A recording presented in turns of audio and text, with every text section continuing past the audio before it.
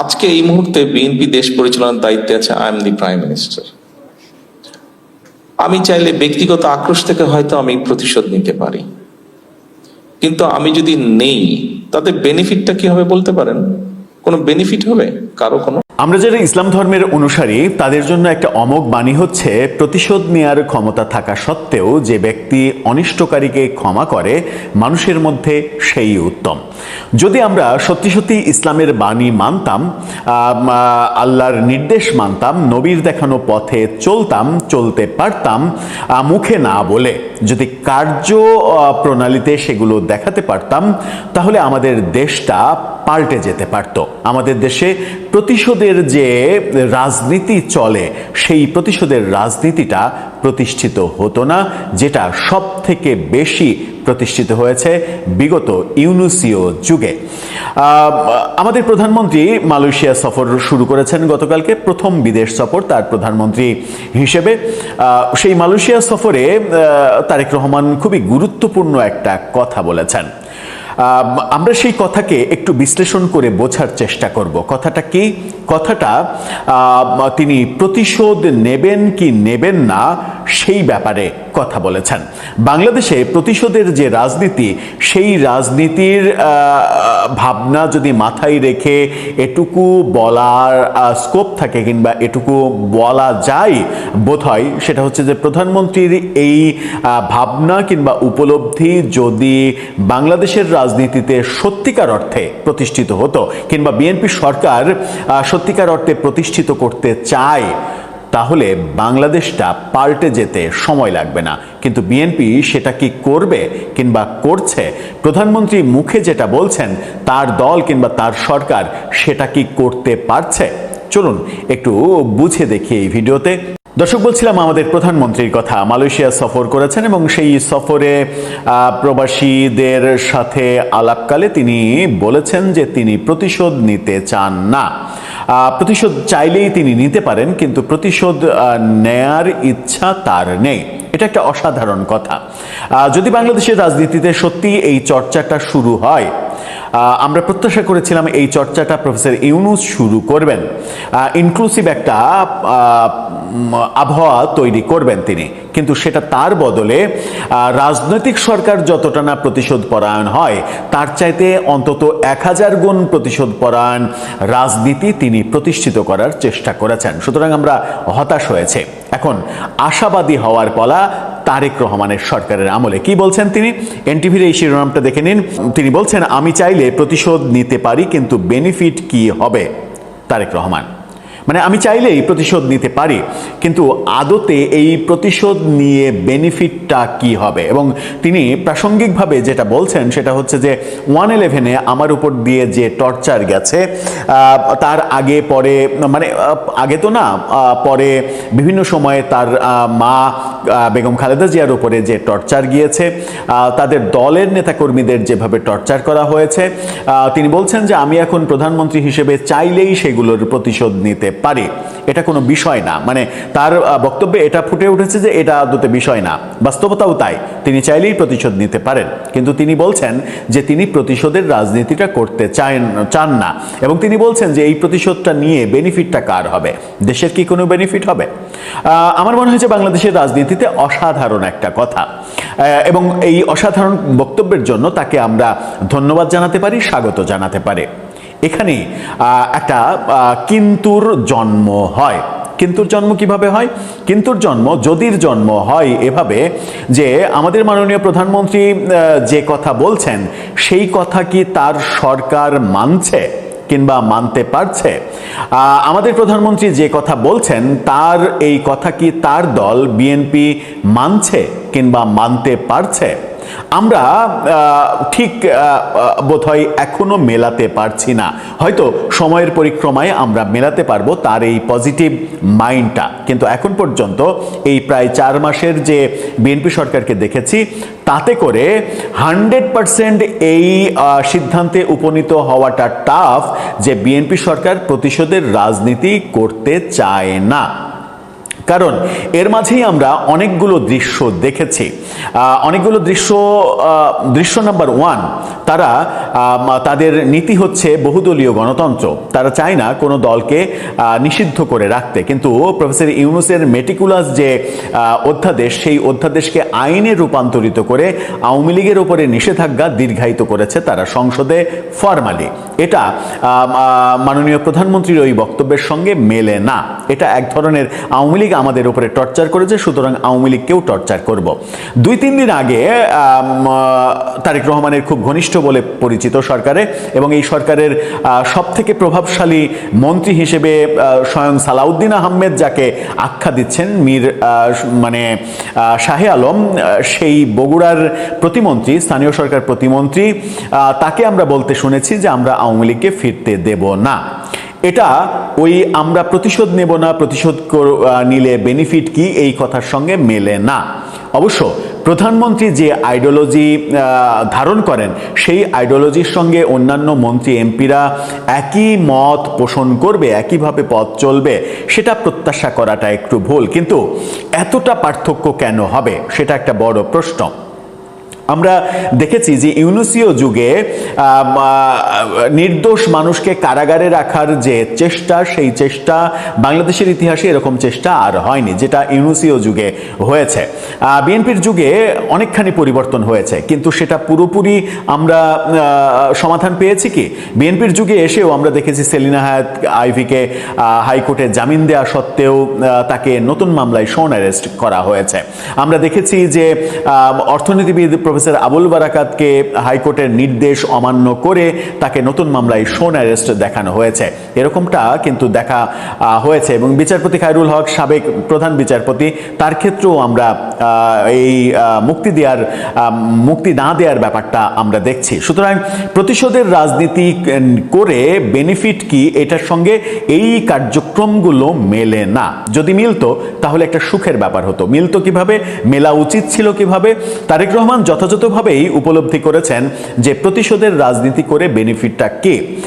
এখানে আমার বক্তব্য সেটা হচ্ছে যে তারেক রহমান এবং তার দল সব থেকে বেশি ভুক্তভোগী আওয়ামী লীগের সময়, একথা অস্বীকার করার তো উপায় নেই, এবং আওয়ামী লীগ বিএনপির উপরে অনেক বেশি টর্চার করেছে, একথাও অস্বীকার করার উপায় নেই। বিএনপির শীর্ষ নেতারা জেল খেটেছেন, তাদের নামে বহু মামলা করা হয়েছে, গায়েবী মামলা করা হয়েছে, এবং আওয়ামী লীগ সরকার কৌশলগত একটা বড় ভুল করেছে, সেটা হচ্ছে যে মাত্র 2 কোটি টাকার দুর্নীতির মামলা সাজিয়ে বেগম খালেদা জিয়াকে যেভাবে হেনস্থা করা হয়েছে, সেটাও বিশ্বাসযোগ্য হয়নি কিন্তু জাতির কাছে।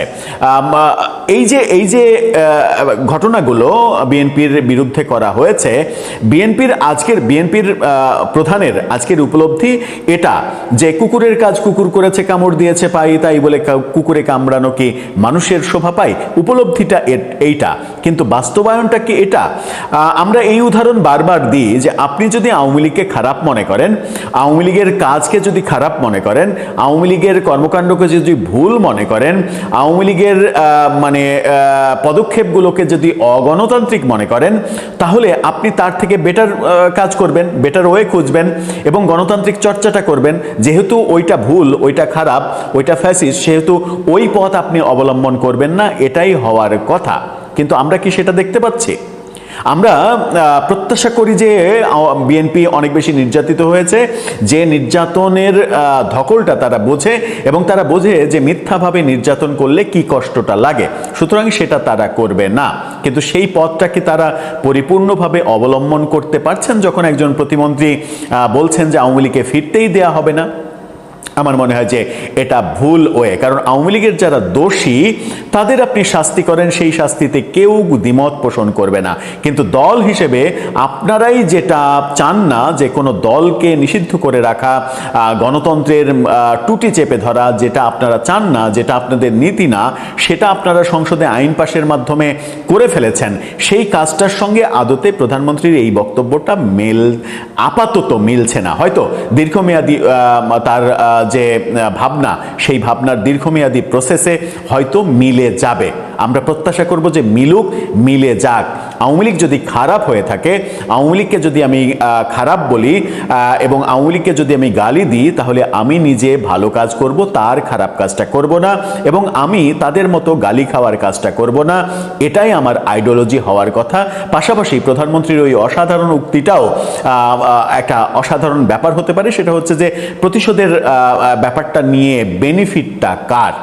আদতে বেনিফিট তো নেই। দেশের রাজনীতিবিদরা তো দেশের জন্য কাজ করেন, দেশের কল্যাণে কাজ করেন। দেশের বেনিফিট যেটাতে নেই সেই কর্মকাণ্ড করা কোনো মানে ভালো মানুষের কিংবা ভালো রাজনীতিবিদের কাজ তো হতে পারে না।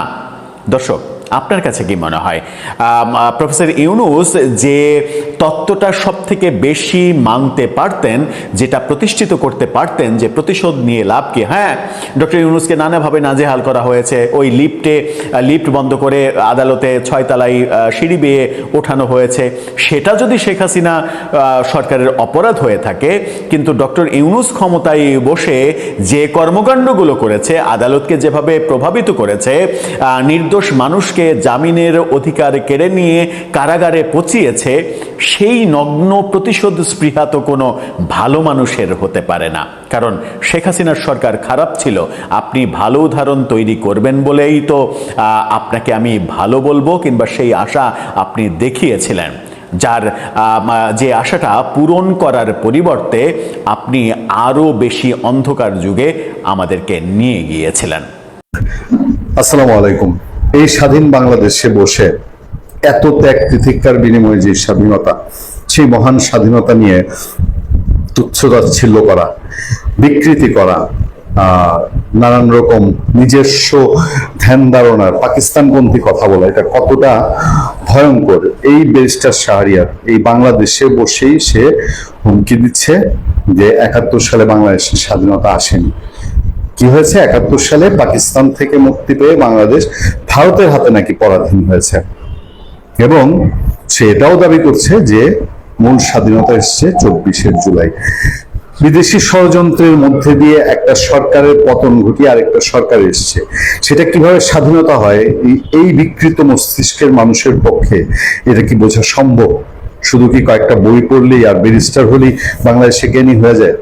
চলেন আজকে একটু চোখ ফিরাই তার আরেকটি বক্তব্যের দিকে। আওয়ামী লীগ নেমে দেখো, এরপর মানুষ জনস্রোত টুঙ্গিপাড়া দেয়, মিশাই দেয় পুরা টুঙ্গিপাড়াকে, সে নিশ্চয় আওয়ামী লীগ চলে।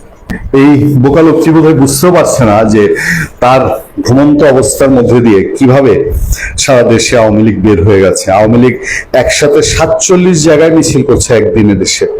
আওয়ামী লীগ ঢাকা শহরে মিছিল করছে, আওয়ামী লীগ মিছিল থেকে এখন পুলিশকে হুমকি ধমকি দিচ্ছে। আর সেই লোক যে গোপালগঞ্জে সদরে এনসিপি তাদের যে প্রিয় দল, তাদের যে ছাত্র যুব সংগঠন এনসিপি, সেই এনসিপি মিটিং করতে গিয়ে কি পরিণতি হয়েছে এটা তো বাংলাদেশের মানুষ বোধহয় 100 বছর ইতিহাসে ভুলবে না।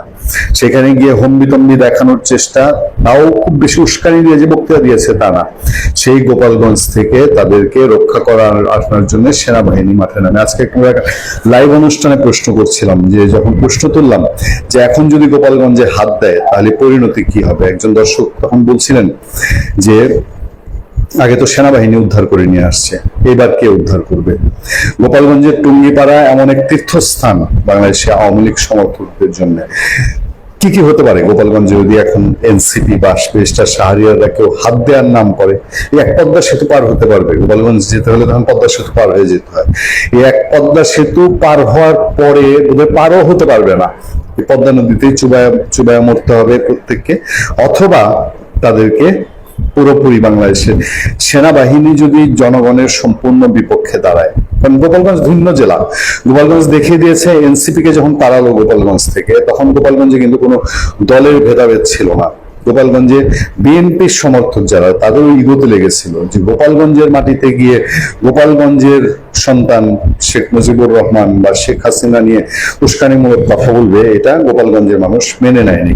ফলে ওখানে বিএনপি, আওয়ামী লীগ, জাতীয় পার্টি সবাই মিলে, এবং সেখানে জামাতের অস্তিত্ব তো নাই বললেই চলে, সবাই মিলে প্রতিরোধ গড়ে তুলেছিল। সেই প্রতিরোধ এখন সর্বশক্তি নিয়েও যদি জামাত বা বিএনপির সমর্থক নিয়েও যদি গোপালগঞ্জে পাড়া দেয়, তাহলে এটা নিশ্চিতভাবে একটা গৃহযুদ্ধের দিকে যাবে। এবং তাদের যে ওই যে তাদের মনের ভিতরে ভয়, যেই ভয় থেকে তারা 32 নাম্বার ভেঙেছে, সেই ভয়টা যে গোপালগঞ্জ নিয়ে, সে আজকে থেকে কত বছর আগে বঙ্গবন্ধুকে হত্যার পর তাকে গোপালগঞ্জে সমাহিত করাই হয়েছিল, যেন মানুষের মধ্যে সেই মৃত শেখ মুজিব যে শক্তিশালী হয়ে উঠবে সেটা যেন মানুষের মধ্যে ছড়িয়ে না পড়ে। ফলে গোপালগঞ্জে সমাহিত করা হলো। সেই গোপালগঞ্জের সমাধিস্থল থেকেই আওয়ামী লীগের স্পিরিট, সেই গোপালগঞ্জের সমাধিস্থলে আওয়ামী লীগের লোকজন সেখানে গিয়ে শপথ করে, শপথ নিয়ে দলীয় কর্মকাণ্ড পরিচালনা করার শপথ নেয়, তারা শেখ হাসিনাকে ফিরিয়ে আনার শপথ নেয়। সেই গোপালগঞ্জ নিয়ে এখন দুঃস্বপ্ন দেখে ব্যারিস্টার শাহরিয়ারের মতো লোক। এবং ধানমন্ডি 32 যে ঘটনাটা ঘটেছিল, এখন যদি ধানমন্ডি 32 একই ঘটনা ঘটাতে চায়, তাহলে আগের মতো কি আর লোকবল পাবে? আগের মতো কি আর একেবারে বিনা চ্যালেঞ্জে সেখান থেকে সরে আসতে পারবে? গোপালগঞ্জ তো অনেক পরের কথা।